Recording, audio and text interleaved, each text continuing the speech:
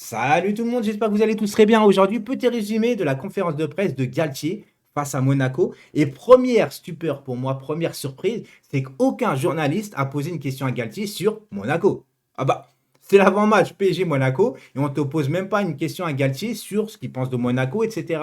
Bien évidemment, on lui a posé les questions sur les tirages au sort de la Ligue des Champions, qu'on va revenir en vidéo, sur Renato Sanchez, qui sera peut-être ou pas titulaire face à Monaco. Je vous rappelle quand même que Vitinha est suspendu.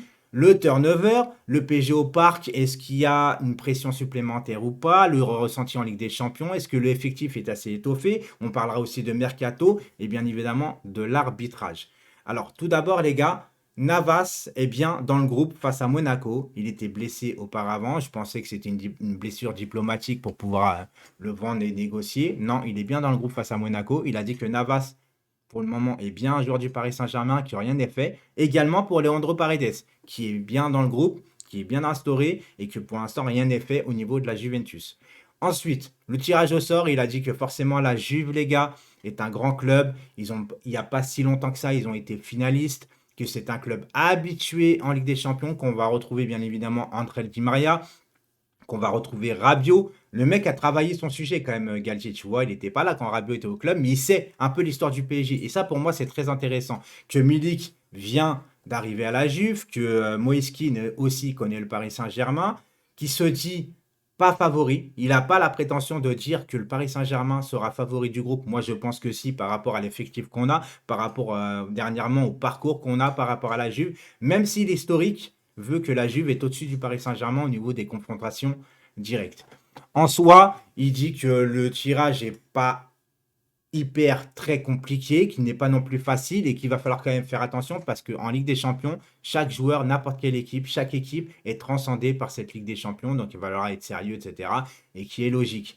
Ensuite, on lui a parlé de Renato Sanchez, est-ce qu'il sera titulaire face à Monaco par rapport à la suspension de Vitinha? Galtier a très simplement dit qu'il a trois solutions. Renato Sanchez, Danilo Pereira et Leandro Paredes. Il a dit qu'il avait quand même une idée, mais on lui a demandé aussi si Renato était en gros prêt et tout ça. Il a dit qu'au niveau préparation, il sentait que Renato n'était pas encore prêt à 100%. Donc peut-être qu'il ne sera pas titulaire face à Monaco, on verra bien. Il a dit que concernant sa fragilité, il le trouvait au top, même au niveau de la gestion du stress, et qu'il trouvait qu'il était vraiment bien intégré au club. Donc par rapport à tout ça, il n'y a pas de problème. Et on leur a posé une question, enfin on lui a posé une question aussi.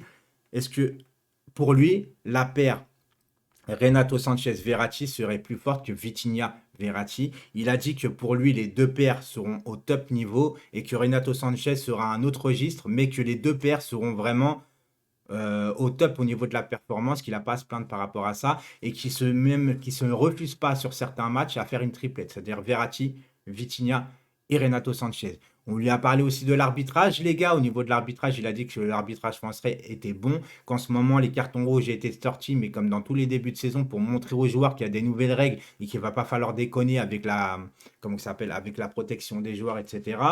Qu'est-ce qu'il a dit aussi par rapport à ça? Le PSG au Parc des Princes, ils lui ont demandé, vu que le match contre Montpellier a été sûrement le moins abouti de tous les matchs jusqu'à maintenant, et comme par hasard c'était au Parc des Princes, est-ce que le Parc des Princes, forcément, ben, te donne une pression supplémentaire par rapport aussi à l'année dernière où il y avait une coupure un peu avec les supporters, par rapport à la manifestation, par rapport aux grèves, etc.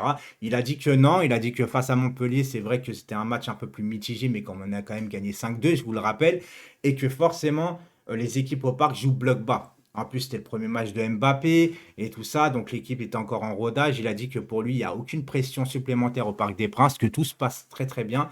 Il a parlé aussi, bien évidemment, les gars, du turnover. Le turnover, il a dit qu'à partir de Monaco, on va jouer tous les 3 jours et qu'il ne va absolument pas attendre que les joueurs soient fatigués pour les sortir ou pour les remplacer. Il a dit qu'il va faire un peu plus de turnover par rapport que les joueurs soient concernés par les événements et qu'ils ne soient pas forcément fatigués à risque de blessure. Et qu'il a dit qu'à partir de Monaco, il allait faire des changements, mais un peu plus tôt dans la rencontre pour préparer les matchs à venir, vu que tous les 3 jours, il a dit que c'était important de faire tourner et tout ça. Donc voilà. Voilà ce que j'ai à dire par rapport à tout ça. Est-ce que j'ai parlé de Navas ou Leandro Paredes? Il me semble que oui. J'ai noté un petit peu tout ce qu'il a dit. Ah oui, on lui a demandé aussi, est-ce que l'effectif est assez étoffé pour jouer toutes les compétitions? Il a dit que les prochains jours au niveau mercato, ça allait bouger. Ça allait s'accélérer. Que ce soit au niveau des départs et des arrivées. Et au niveau des arrivées, il a dit que ça le faisait peut-être un peu chier, que ça arrive un peu tardivement parce qu'au niveau de l'intégration, de la préparation, ça prend du temps et forcément, bah, il est un peu dégoûté de tout ça, mais il sait très bien que les négociations sont dures, que ce soit dans les départs, dans les arrivées. En tout cas, voilà, on est bien parti. J'ai encore une fois apprécié la conférence de presse de Galtier, les gars. C'était sympathique à suivre. Donc, je vous dis à très très vite pour de nouvelles vidéos et le J-1 demain en live sur Twitch à partir de 20h. Ok, les gars? Ciao tout le monde.